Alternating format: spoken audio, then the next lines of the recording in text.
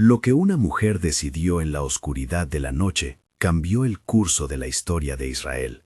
La sorprendente historia de Ruth, que transformó el destino del rey David, comienza con una elección humilde, hecha en el llanto de una viuda y el polvo de un camino. Una moabita que abrazó a su suegra, adoptó al Dios de Israel y paso a paso entró en la raíz misma de la genealogía que llevaría al rey David. ¿Cómo fue posible que una decisión personal terminara alterando el linaje de la nación? Acompáñame a recorrer este relato para ver cómo la fidelidad cotidiana abre puertas que la lógica humana no alcanza a imaginar. En tiempos de hambruna, una familia de Belén se vio forzada a emigrar. Elimelec, Noemí y sus dos hijos, Malón y Quilión, buscaron refugio en Moab, tierra vecina donde encontraron sustento temporal. Piensen en la angustia de dejar la propia casa por necesidad, el calor de costumbres, la seguridad de la comunidad, todo cambiado por la incertidumbre. Allí, en una tierra extranjera, los jóvenes se casaron con mujeres moabitas. Ese era el contexto: migración por hambre, promesas rotas, la vulnerabilidad de los desplazados. Pero lo que parecía una pausa provisional se volvió tragedia. Elimelec muere, luego los dos hijos, Noemí queda sola, y junto a ella permanecen sus nueras, entre ellas Ruth. 3 viudas en una cultura que prácticamente dejaba a las mujeres sin recursos. La hambruna termina y Noemí escucha que en Belén hay pan otra vez. Decide regresar a su tierra, con la esperanza de hallar consuelo y sustento entre su gente. En la encrucijada del camino aparecen las despedidas. Orfa, una de las nueras, regresa a su familia. Y Ruth, en una de las páginas más conmovedoras de la Biblia, hace una declaración radical. Donde tú vayas, iré. Donde tú vivas, viviré. Tu pueblo será mi pueblo, y tu Dios será mi Dios. No es solo una frase, es abandono de un pasado seguro, un romper lazos culturales y la disposición a pertenecer a un destino nuevo y arriesgado. Si esta historia te está tocando, suscríbete ahora para que podamos seguir compartiendo relatos que alimentan la esperanza. Volvamos al camino. Imaginen a Noemí y Ruth llegando a Belén, con la piel curtida por el viaje y una sensación de despojo. Noemí, que había conocido la seguridad doméstica y la identidad de ser parte de la comunidad de Belén, siente ahora el peso de la pérdida y la amargura. Su nombre, que significa mi delicia, se convierte en un lamento. No me llaméis Noemí, dice a las mujeres del lugar, llamadme Mara, porque la amargura ha pesado sobre mí. En esa palabra está el corazón de la historia, ruinas afectivas, hambre que ya no es solo de pan, sino de sentido. Ruth, por su parte, no es israelita, viene de una nación que muchas veces quedaba al margen de la identidad de Israel. Sin embargo, su acción futura demostrará que la fidelidad no conoce fronteras étnicas. La condición de viuda en aquel contexto era especialmente vulnerable. Las leyes y las costumbres del antiguo Israel incumbían a la familia extender protección a las viudas y los pobres. La agricultura dejaba intencionalmente partes de la cosecha sin recoger para que los desfavorecidos pudieran alimentarse. Había una figura legal conocida como Goel, el pariente redentor, cuya función era proteger el nombre y la propiedad de la familia. Estas prácticas revelan una sensibilidad social. La comunidad tenía mecanismos para evitar que la pena y el desamparo destruyeran a las familias, pero muchas veces esas instituciones no bastaban sin la participación valiente de individuos. Fue Ruth quien tomó la iniciativa práctica para sobrevivir y sostener a Noemí. Salió a espigar. Espigar, en términos sencillos, era recoger las espigas que quedaban tras la siega, las que dejaban intencionalmente en los bordes del campo para los pobres. Imaginemos la escena: campos de cebada ondeando bajo el sol, el ruido de la era donde se trillaba el grano, y mujeres y hombres moviéndose entre el polvo, recogiendo pequeños rescoldos de vida. Para una mujer extranjera, espigar significaba exponerse al comentario público, a la mirada de los dueños de la cosecha y a la fatiga física. Pero la dignidad de Ruth fue visible en su trabajo silencioso, en su constancia al doblar el lomo por amor a Noemí. Fue en uno de esos días que el nombre de Boaz cambió el curso de su historia. Boaz era un pariente acomodado de la familia de Elimelec, hombre de posición, conocido y respetado en Belén. Al enterarse que una mujer que trabajaba cerca de su campo era la nuera de Noemí, Boaz mostró cortesía que fue más allá de la mera caridad. ordenó a sus trabajadores que permitieran a Ruth recoger con tranquilidad, que no la molestaran, incluso que dejaran caer deliberadamente más espigas para que tuviera que llevar. No es exagerado decir que allí se ve el corazón de Dios obrando por medio de personas, la providencia entrelazada con la hospitalidad y la justicia. Boaz, aunque era un hombre con recursos, no trató a Ruth como un objeto de lástima, la trató con respeto, reconociendo su entrega y su trabajo. Noemí, al percibir la favorabilidad de Boaz, trazó un plan que hoy nos puede parecer arriesgado, pero que en su contexto cultural tenía sentido y ley. Había una práctica simbólica y legal a la vez, la figura del pariente redentor, el Goel, que tenía el derecho y a veces la obligación de redimir la tierra y a la mujer para preservar el linaje familiar.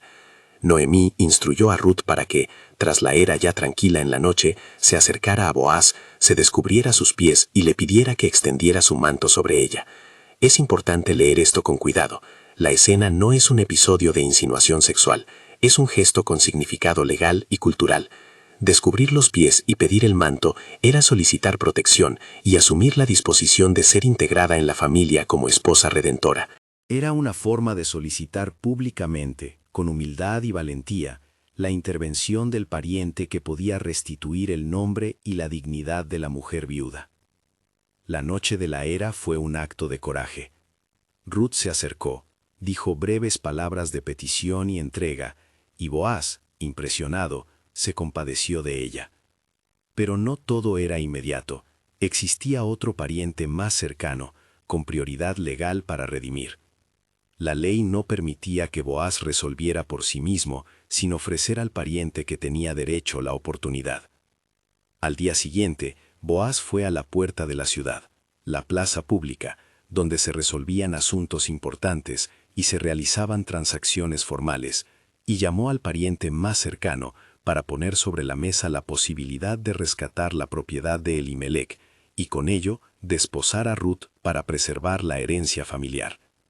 El pariente, al entender que redimir implicaría asumir las responsabilidades de la mujer y erigir un hijo para el nombre del difunto, optó por renunciar. No quiso afrontar la carga social ni legal. Ante esa renuncia, Boaz actuó con justicia y responsabilidad, realizó el acto público de comprar la heredad y con ello asumió a Ruth como esposa. Algunos textos describen un intercambio simbólico de sandalia como parte de la legalidad. Otras costumbres variaban, pero lo central es que la acción fue pública y formal, en la plaza, con testigos. La puerta de la ciudad, por tanto, se convierte en el escenario del clímax legal y social de esta historia. El matrimonio de Ruth y Boaz produjo fruto. Nació un hijo, Obed, y con su nacimiento, la comunidad volvió a reconocer la restauración de la casa de Noemí. La gente celebró, la aburjada del desprecio se levantó. Obed, en su vida, sería el padre de Jesé, y Jesé el padre de David. Es en ese hilo genealógico donde la pequeña decisión de Ruth revela su alcance. Una mujer extranjera, que escogió la lealtad y la entrega, se convierte en parte de la línea que engendraría a David, el gran rey.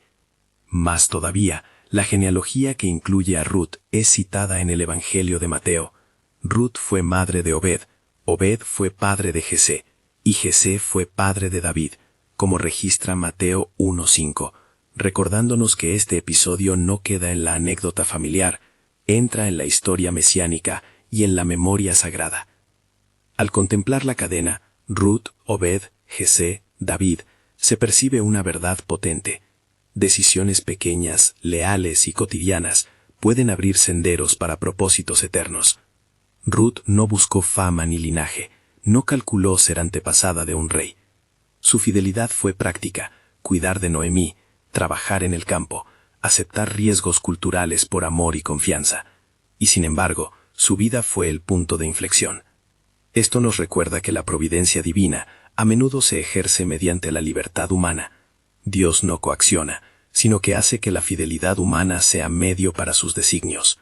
No se trata de una fórmula mágica, es una historia de colaboración entre la iniciativa humana y la acción providente dentro de circunstancias concretas.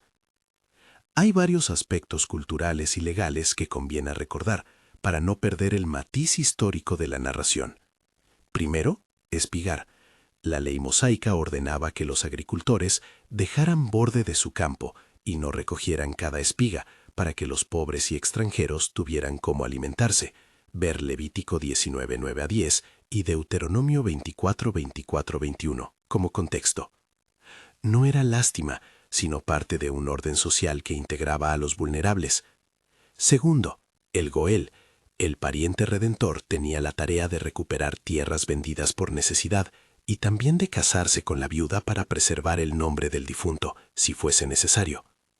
Este mecanismo legal salvaguardaba la continuidad familiar y evitaba que el despojo destruyera el nombre de la familia. Tercero, la puerta de la ciudad era el foro público donde se dirimían acuerdos, donde los ancianos actuaban como testigos y donde los actos de justicia se certificaban. Estos mecanismos sociales muestran que la comunidad era una esfera donde la ley y la compasión podían converger para proteger a los más frágiles. Algunas preguntas nos ayudan a entrar más en la aplicación personal. ¿Qué significaría para nosotros imitar la lealtad de Ruth en nuestras relaciones cotidianas? ¿Cómo podemos practicar esa fidelidad que no busca beneficio inmediato, sino que sostiene a otro por amor? Y aún más, ¿cómo reconocer los Boaz en nuestro entorno? Esas personas que con recursos o liderazgo pueden ejercer justicia y compasión que restauran.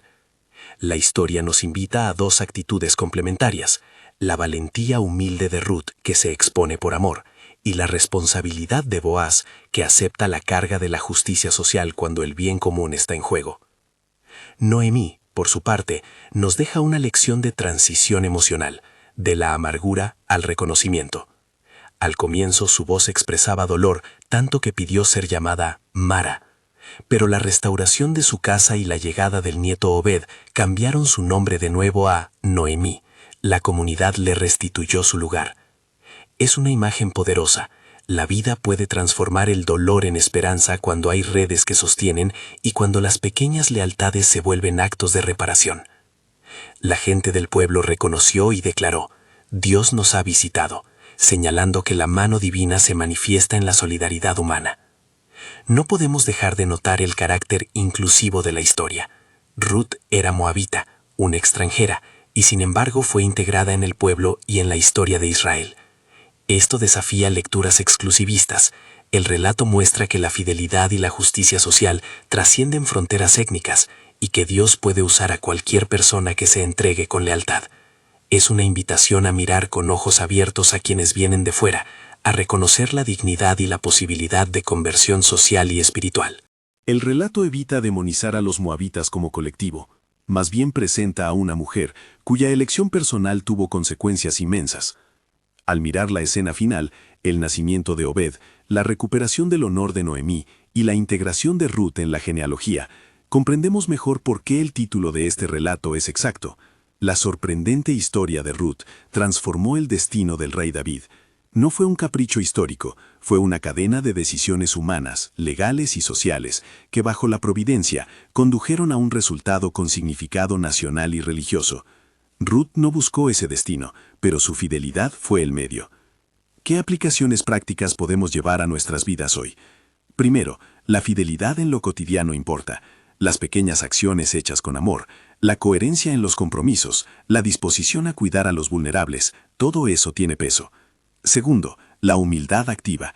Ruth no esperó a que la comunidad la sostuviera, salió a trabajar y a buscar su lugar con dignidad. La fe sin obras queda vacía, y la praxis de la compasión suele requerir esfuerzo concreto. Tercero, la responsabilidad de quienes tienen recursos. Boaz no utilizó su posición para dominar, la empleó para proteger y restaurar una familia. Líderes, propietarios, autoridades, la llamada es a ejercer la justicia con misericordia. Finalmente, la inclusión como valor, reconocer el potencial de aquellos que la sociedad margina y permitir que entren en la trama de la historia común. Antes de cerrar, pensemos en los ecos más amplios de la narración. La historia de Ruth ilumina cómo Dios se mueve en los márgenes, en viudas, en extranjeras, en aquellos que no cuentan en las estadísticas de poder. También muestra que la historia sagrada no se compone solo de gestos heroicos visibles, sino de decisiones íntimas y silenciosas.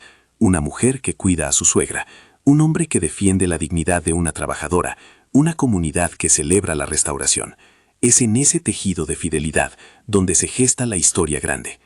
Para quienes aman estudiar la escritura, recomiendo leer el libro de Ruth con calma. Son 4 capítulos que contienen una riqueza extraordinaria de humanidad, derecho, teología y esperanza. Allí verán cómo cada escena encaja con las prácticas legales y sociales de la época y cómo la narrativa subraya que la providencia divina suele hacerse visible en la intersección entre la ley y la compasión. También, como recuerdo final y concreto, la genealogía, Ruth, Obed, Jesé, David, aparece en el Evangelio según Mateo, ver Mateo 1:5, manifestando que la decisión de una mujer moabita quedó inscrita en la memoria que conduce al rey más emblemático de Israel. Cierro con una invitación. Guarda en tu memoria la imagen de aquella mujer en la era, recolectando espigas bajo el sol, y del niño Obed que vino a restaurar una casa. Permite que la historia te recuerde que la fidelidad discreta tiene alcance inesperado. Si esta narración te conmovió, comparte este video con alguien que necesite esperanza. Comenta cuál parte de la historia te impactó más y anímate a leer el libro de Ruth en la Biblia para descubrir más matices de esta maravillosa trama. Que la vida de Ruth nos inspire a vivir con coraje, lealtad y apertura, para que tal vez sin buscarlo, nuestras decisiones cotidianas contribuyan a destinos mayores.